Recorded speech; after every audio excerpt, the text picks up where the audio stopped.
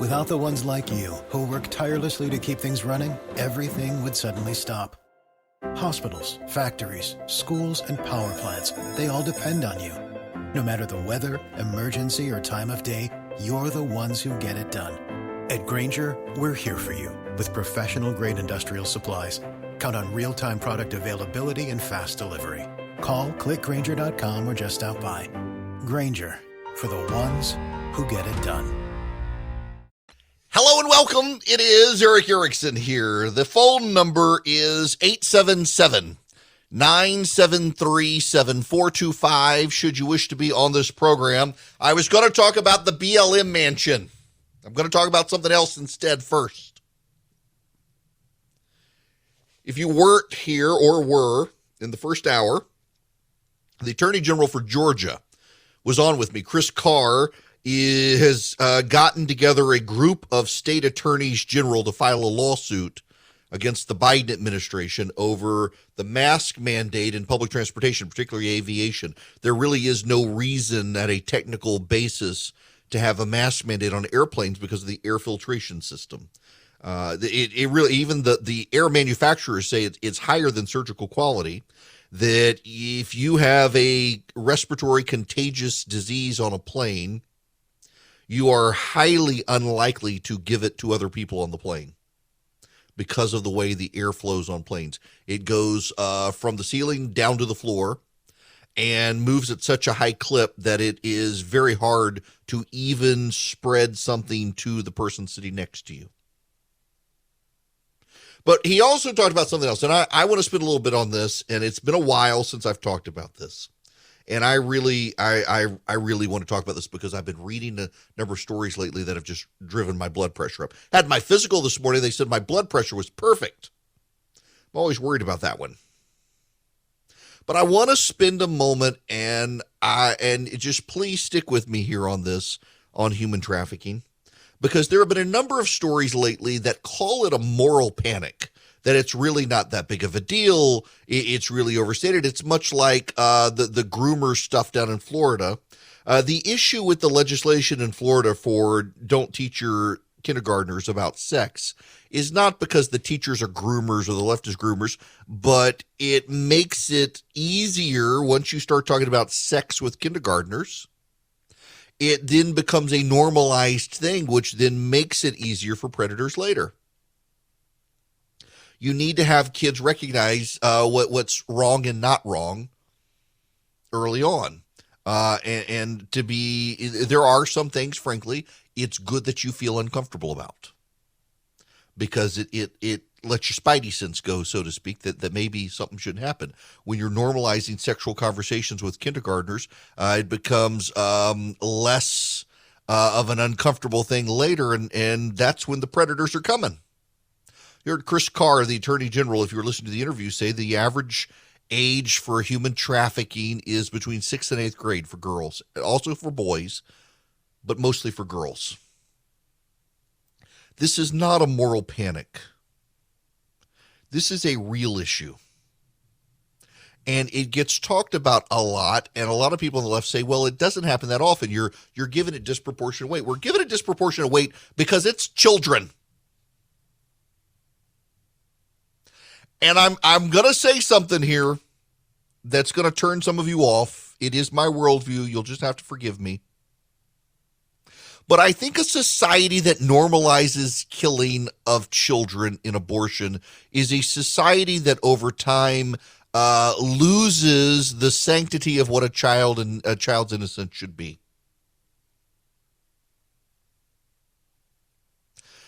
From a theological basis, you go back to the new beginning after Noah, and God tells Noah, you got to kill all the people who murder.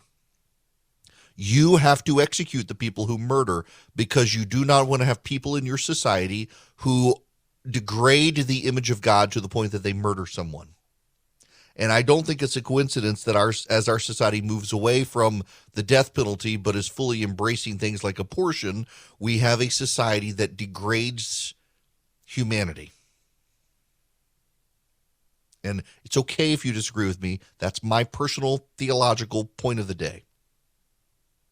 But I don't think you can argue with we are degrading and devaluing children. I mean, look at Halloween. The Halloween manufacturers of America are complicit with you in dressing your toddler up as a prostitute. I mean, you're.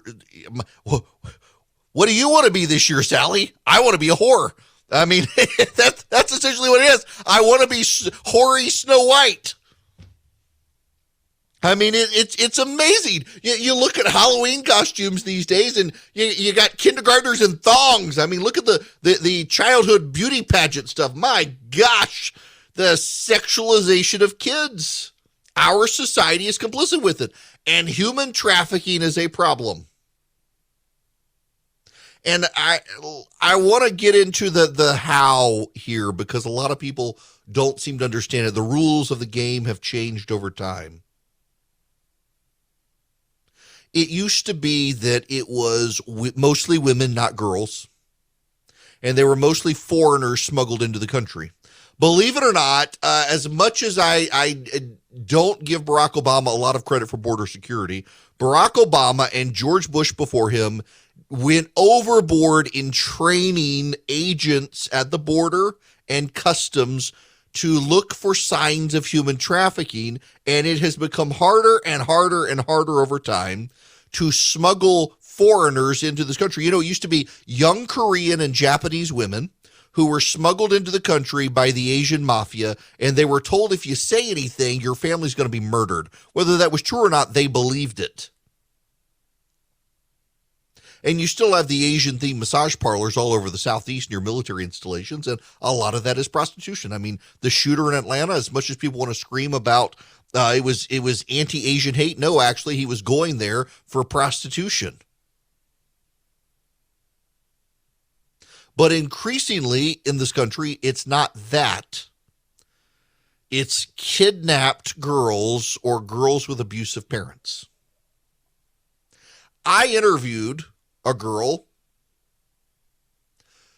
I was doing a show, the show was not going to work out. It wasn't. It was for The Blaze, for CRTV at the time, which became The Blaze. And I didn't want to do, was tired of the red meat stuff.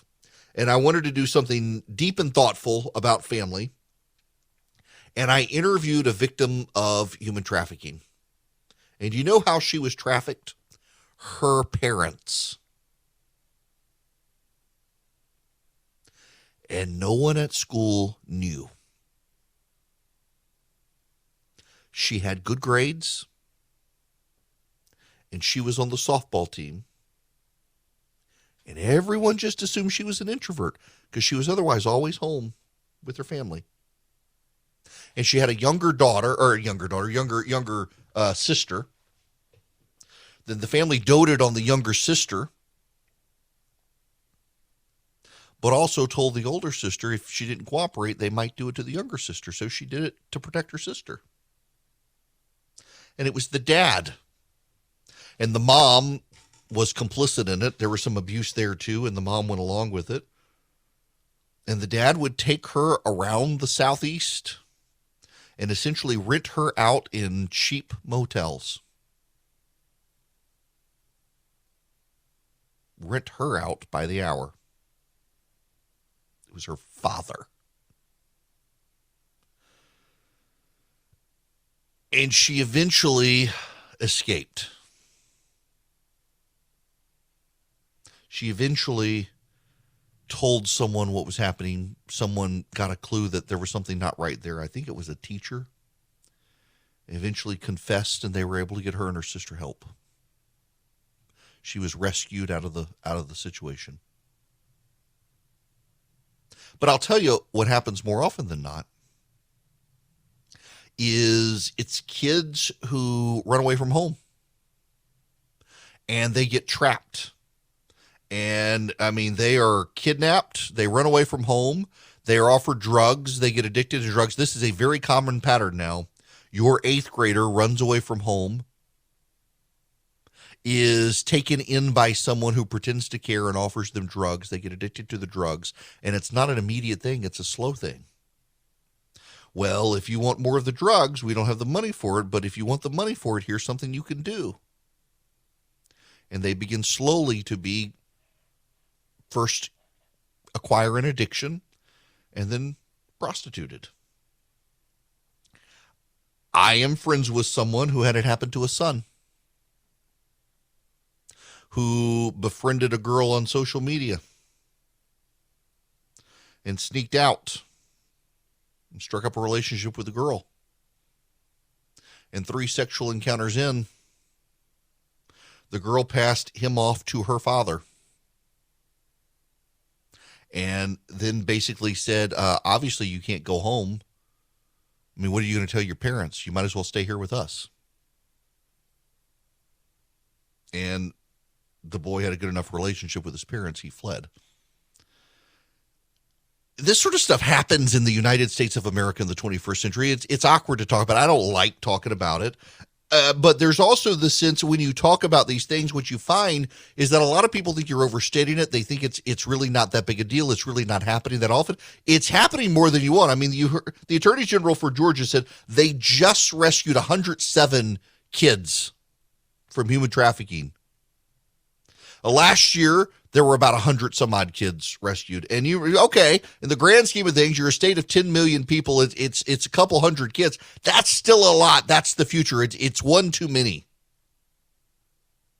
And many times they use, like there was a lawsuit in the metro Atlanta, Georgia area a while back where young girls were being abused in a hotel room. They were being trafficked in a hotel room. One of them broke out. They went to the hotel lobby to beg for help.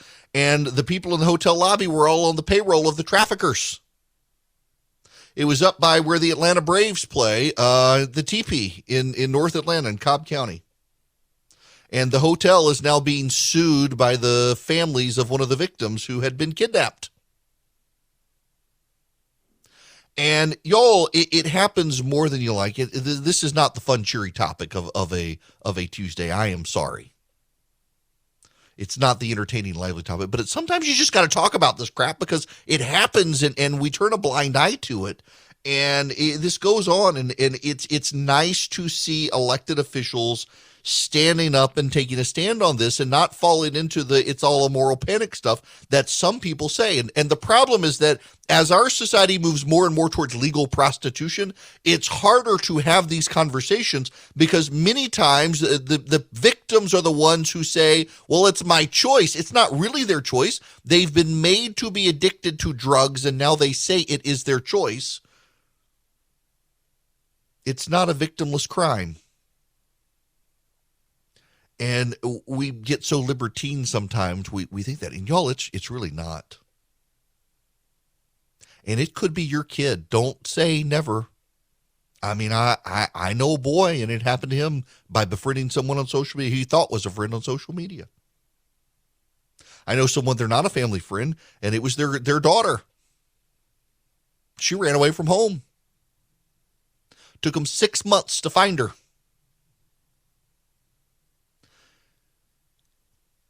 It's not the pleasant topic, but sometimes it's the necessary thing to talk about. And kudos to the elected officials around the country taking a stand. And I just want you to know and be aware, if your child is on social media and you haven't talked to them about this stuff, you really need to talk to them about this stuff. My children, and my children have been targeted because of what I do. Something I don't want to talk about, but we've got to talk to my kids about the people they encounter on social media. Maybe not for that sort of harm, but for harm for just because people get mad at me and they want to take it out on my kids and they lure the kids in and then they want to do crappy stuff to the kids. It happens, and it happens not just to people in my position. It happens far more to people not in my position who don't have the resources or the means to know what's going on. Glenn Beck has talked about his son got targeted on social media. They didn't realize it was his kid. It happens. And if your children are on social media, and virtually every child has some access to social media, you better start talking to your kids about direct messages and instant messages and the people they think are their friends, because a lot of kids just think if someone reaches out, they strike up a buddy-buddy conversation on Instagram, you're their friend, and you get to relate to people on Instagram and think, well, he's my friend. I know him on Instagram, and it's not real life, and the kid isn't discerning enough to know. And man, y'all, this is a thing that technology has made so much easier. The problem is not getting better, it's getting worse, because technology has made it so much easier to be able to lure kids in. And thankfully, there are a lot of elected officials aware of it, but I'm just telling you, if your kid has access to a cell phone or a computer, you have got to have conversations with your kid. Don't say it won't happen to your kid, because in every single instance of every single person I know who it happened to with their kids, they said it wouldn't happen to their kid. And they're the exact kids it happened to. Hi there. It is Eric Erickson here. Glad to have you with me. I totally had a brain fart on everything I was just about to say. No, I know what I was going to talk about. I'm sorry. It really is one of those days. I've been poked and prodded all morning with a physical. And, it was one of those fasting ones as well. So y'all are lucky I was able to get something to eat before the show started, or I would be very hangry on air, and it would end badly for all of us. Elon Musk. I didn't realize the guy was worth over $200 billion. I actually would like to make a lot of money. I want a house on a lot of land with no neighbors. And then I want a beach house in Hilton Head and a mountain house up in Clayton, Georgia on Lake Burton. That's all I want. And then NetJets or Priority Jet or I don't even need to own the plane. Just get me on Priority Jet and off I can take my family on vacation. But I don't know that I would want that much money. A couple million a year in salary would be nice one day if this radio thing takes off. That'd be great. Get me on a lot of stations, bring in some money. That'd be fine. But I just think that much money would corrupt my soul and that of my children. But he's using his money in interesting ways right now. He has bought 9.2% interest in Twitter. Yesterday, a guy said he was leaving Twitter because he did not want to work for a guy like Elon Musk. And it turned out it was a prankster. It wasn't a real guy. But today, it turns out there have actually been a couple of people who quit Twitter because they did not like the fact that Elon Musk, as of this morning, now has a seat on the board. And it's all about free speech and who can or cannot speak. The head of Twitter gave an interview, and I want you to listen to this. This is the new CEO of Twitter. Our role is not to be bound by the First Amendment, but our role is to serve a healthy public conversation. And our moves are reflective of things that we believe lead to a healthier public conversation. The kinds of things that we do to work about this is to focus less on thinking about free speech, but thinking about how the times have changed.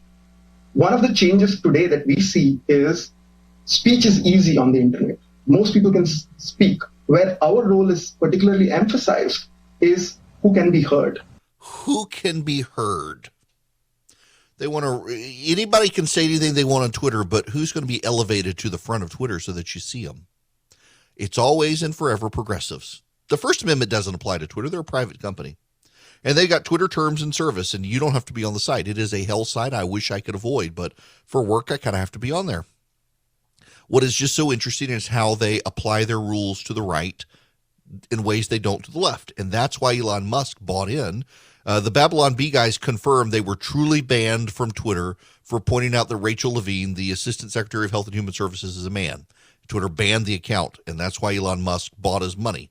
If he can shake things up there and at least make them apply the rules equally, that would be money well spent.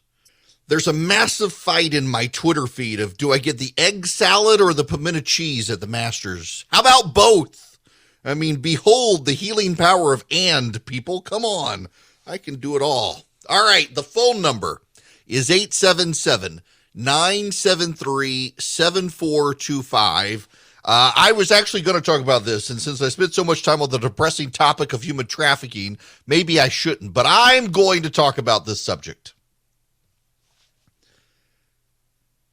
We are, this Sunday is Palm Sunday. Next week is Holy Week.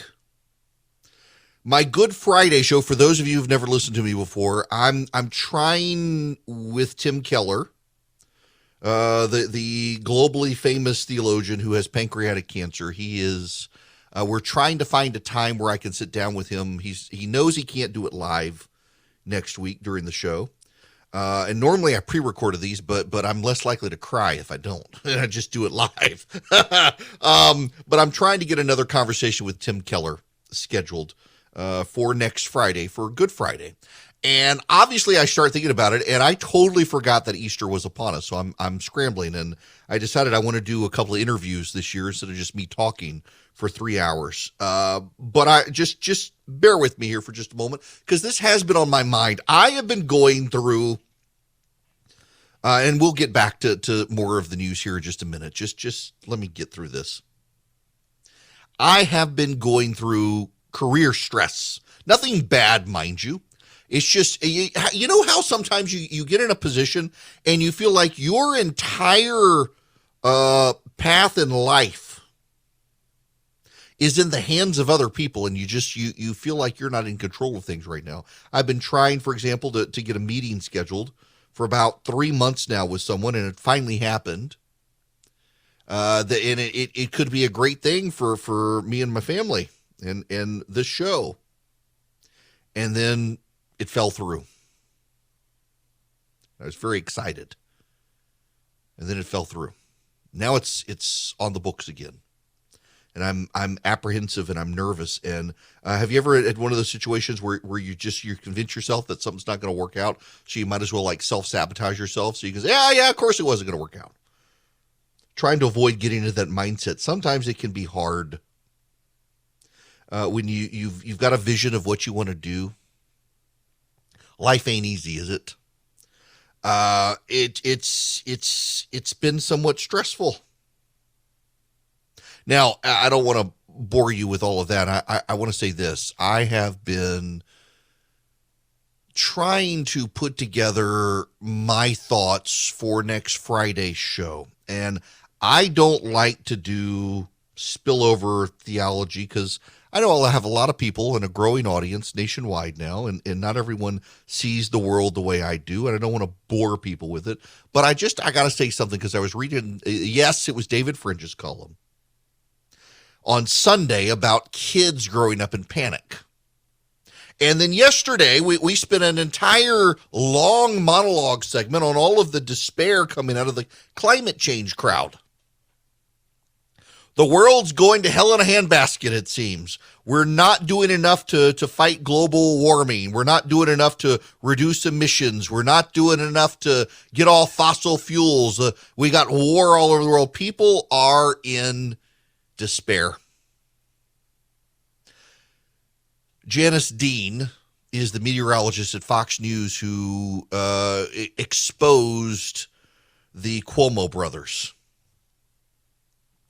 And there is, man, you want to talk about a depressing story of the day. And trust me, I'm not going to depress you here, but we got to go through the darkness to get to the light. This is from The New Yorker. This is their major story for their coming issue, the mystifying rise of child suicide. A family tragedy sheds light on a burgeoning mental health emergency. There is a rise in suicide among boys. There is a rise of suicide among girls. The average age of suicides has been falling for a long time, while the rate of youth suicide has been rising. Between 1950 and 1988, the proportion of adolescents aged between 15 and 19 who killed themselves quadrupled. Between 2007 and 2017, the number of children aged 10 to 14 who did so more than doubled. It is extremely difficult to generalize about youth suicide because the available data are so much sparser and more fragmentary than for adult mental illness, let alone in the broader field of developmental psychology. While studies there are have such varied parameters of age range, sample size, a host of demographic factors as to make collating the information all but impossible. But what we know is that the pandemic exacerbated what was already a crisis about youth suicide. I got to tell you guys, I'm really concerned beyond the pandemic as more and more people become a news-oriented society. There are a lot of people who you can't escape the news now, and news headlines sell on being of despair. The climate change stuff is a good example of this. There are news headlines, if it bleeds, it leads, you know the saying. Same with the climate. Wildfires, which scientists for the last decade have said really aren't related to climate change, are suddenly now all about climate change, according to the press. And all sorts of other horrible issues are coming, and every single issue is related to climate change, according to the media. And you know, this gets into religion for me. And I don't mean to be disparaging here, people who care about climate change, but when I listen to people talk, if you're of faith, you believe that God's kind of in charge of everything, that ultimately it's either God or the absence of God that's to blame. And with environmentalists now, climate change is a stand-in for God. Famine, climate change, crime, climate change, rise in cancer, climate change, rise in fires, climate change, rise in bad weather, climate change, rise in poverty, climate change, rise in illiteracy, climate change, rise in immigration, climate change, rise in war, climate change. Everything has something to do with climate change. All things work for the good of those called according to climate change. Climate change is all, does all, sees all, knows all. Climate change is all. The name of climate change is I am. I mean, it has become the deity of the left. Everything is explained by, literally, the migration at the southern border, the illegal immigration, it's climate change. That's what the left now says. The war in Ukraine, climate change. The left actually is making this argument that all of these things are about climate change. It's enough to drive people who pay attention to these things to despair. And kids are starting to pick up on the despair. And you've had 2 years of kids cooped up at home and isolated. Now, I got to tell y'all something. I find, and this one, I can't escape my worldview and being in seminary on this one. And I think it kind of explains the nature of man. So you're in the Garden of Eden. Let me set the scene for you just from the Judeo-Christian, even Islam perspective, frankly. You're in the Garden of Eden. God has created everything, and now he creates human beings. In his image and likeness, he makes them. And he makes this guy, and he calls the guy Adam. And what does he say of Adam? Now, God, the creator of all things, is literally communing with this man in the garden. He, God, walks in the garden, eats with the man, hangs out with the man, chats with the man. It's like real bonding time between man and God. And what does God say? He can't be alone. Needs to have somebody else. So he creates Eve, creates a woman. Gotta have somebody make the sandwiches in the garden. God's not gonna make the sandwich for the man. Come on. So you got the God of all creation says, look, I mean, I'm no substitute for actually having another human being around. He's got to have another human being around. As much as I find being around other people exhausting, you have to be around other people. And we've lived an isolated existence for 2 years. Now, whether you buy the story or not, the fact of the matter is we human beings are social animals.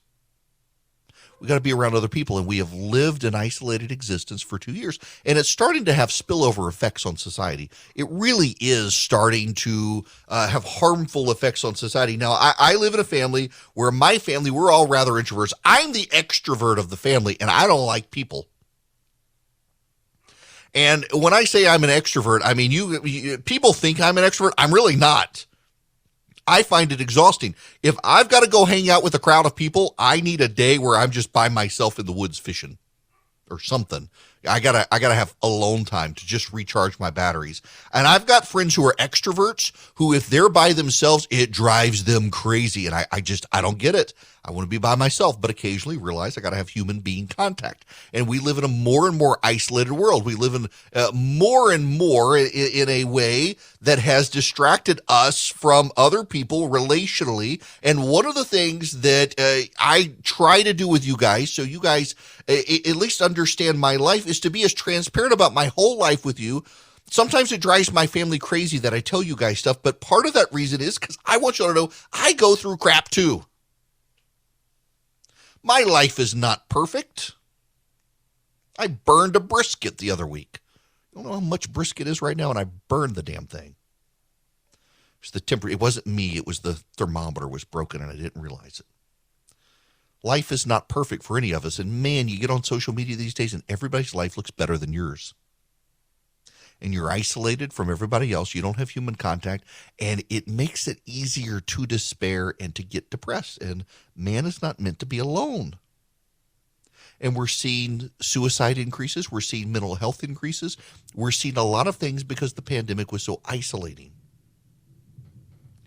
And I would just encourage you guys to find time to get out and about. And frankly, you have a week and then some to make a plan to find a church to go for Easter. Whether you're a church person or not, it would do you good to go. You can, now listen, I'm talking to you atheists right now. You atheists who find it all to be a bunch of hooey and nonsense, I'm still telling you, find a church and go next Sunday. If nothing else, it'll give you something to laugh at, but you'll be surrounded by nice people. And all of us need to be surrounded on occasion by people. I realize people are stupid and they're germy, but we're supposed to be surrounded by them. The amount of despair out there and the amount of times that we stress out on stuff. Y'all, I've had a lot of stress in my life in the last couple of weeks. It has at times been overwhelming. It has times almost wanted to drive me to despair. And just being able to talk to friends and have interaction really does you a lot of good. There's a lot of awfulness in the world right now. The pictures out of Ukraine are horrible. They're really bad. And I'm kind of incensed by the number of people who think it was the Ukrainians who did it. They just cannot bring themselves to recognize who Vladimir Putin is. There's a lot of despair in the world. What can improve it is just being with other people. And so now I will get directly to the theological thing here. I wrote about this morning. You know what I think is actually the most important verse in the entire, well, I mean, listen, I can't say the most important, but the one that I find that really just sticks out to me more than any other it's the book of Jude. It's a very easy book. If you've never read it, you should. It takes all of 15 minutes, if that, to read. And the guy says, now I want to remind you, although you once fully knew it, that Jesus, who saved a people out of the land of Egypt, afterwards destroyed those who did not believe. If you want the backstory here, this is the historic backstory. This is the extra biblical stuff, the stuff we know. This was actually Jesus's half brother. Some people would say first cousin. And this is a guy who didn't like him, didn't like Jesus, didn't show up at his execution, didn't even want him in his hometown, actually told him to pack up and get out of town, didn't like him, didn't want to be there for his execution, and becomes a leader in the church afterwards and says that his brother, Jesus, was that pillar of cloud and fire who rescued a people out of Egypt. He wound up ultimately believing. And I find that to be deeply powerful when you know the story of Jude. He and his whole family were ultimately executed by the Romans. The Romans actually historically systematically found every single person who had a bloodline claim to being kin to Jesus and executed him. But here was this guy who, before he dies, before he's executed by the Emperor Trajan, writes this wonderful book, very short and easy to read. And one of the things he wants you to know is that the guy he grew up not liking was actually the creator of the universe. And what did this guy do? Well, he got involved with a like-minded group of people and became a leader in the church that he didn't really want to be a part of when he was in life. And I would just encourage all of you right now when you're reading all these headlines, because we've gone through some really good times and all of a sudden we're at a point where inflation is bad, the economy is bad, war is bad, the climate is bad, the weather is bad, everything is bad, your job is bad, everything is bad. You need to surround yourself. You've got to make a concerted effort to surround yourself with some people who you can talk about life with. And it is the hardest damn thing to do, particularly when you're like me. You don't like people. But you got to do it for your own good. The New Yorker is running a huge story this month on the rise of childhood suicide. And the biggest factor they can find is the amount of isolation that families have gone through in the past 2 years. We are not meant to be alone. Even in the Garden of Eden, God had to create somebody to hang out with Adam, because he could hang out with God, but it's no substitute for being around other human beings. And you need to think about that, particularly as the headlines continue to get worse out there. Now, your air quality in your house may be bad. And if it is, I would like to recommend the Eden Pure Thunderstorm as a way to clean up the air in your house.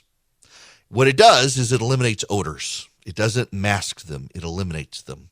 And it also gets rid of the mildew, the mold, the bacteria, the pollen in your house. And right now you can get 3 of them for less than $200. You're actually saving $200 and you get free shipping. You go to EdenPureDeals.com. Eden, like the Garden of Eden, EdenPureDeals.com. And on the front page of the website, you'll see a discount code box, and you put mine in, ERIC3, ERICK3, and you will save $200 and get for less than $200 3 of the Eden Pure Thunderstorms. I keep one in my suitcase. I travel with it. If my hotel room or rental car stinks, it takes care of it. EdenPureDeals.com. The discount code is ERIC3. This hour of the program brought to you by First Liberty Building and Loan nationwide. Wherever you are, they can help your business grow. If you need big loans, $750,000 or more for your business, reach out to them. Buying a building, building a building. First Liberty wants to be able to help you get to yes, where banks are saying no. Tell them I sent you. Go to firstlibertyga.com. Get all their contact info. I have not heard this. We're going to do this together, which you're never supposed to do. It's always bad. And like in law school, they teach you never ask a question you don't already know the answer to. Never play audio you haven't already listened to, because there may be something bad in it, but we're going to listen to this together because it's an ad from the Democratic Party going after Governor Brian Kemp and Georgia Republicans because they became the 25th state to pass constitutional carry. From the window of a patrol car, I've seen every kind of gun crime you can think of. Dennis is a former patrol officer, they say. Now Brian Kemp wants to make it easier for domestic abusers, violent criminals, and the mentally ill to carry loaded guns at the movies, in church. No permit, no background check. Mr. Kemp, I call that criminal carry. Brian Kemp may talk tough, but he'd make us less safe.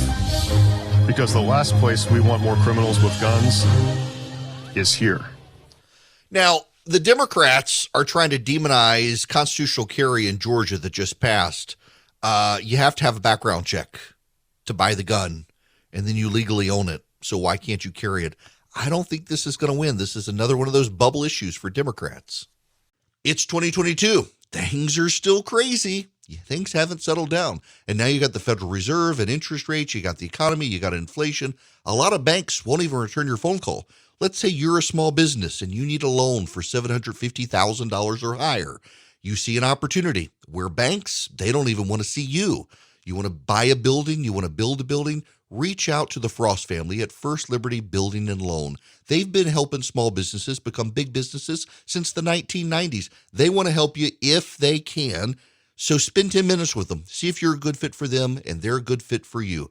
Their website is firstlibertyga.com. That's firstlibertyga.com. Again, you need a loan, $750,000 or higher. You're a small business and you see an opportunity to grow. Share it with the Frost family and see if they can help you. Firstlibertyga.com. That's firstlibertyga.com. First Liberty Building and Loan can help businesses nationwide become bigger businesses.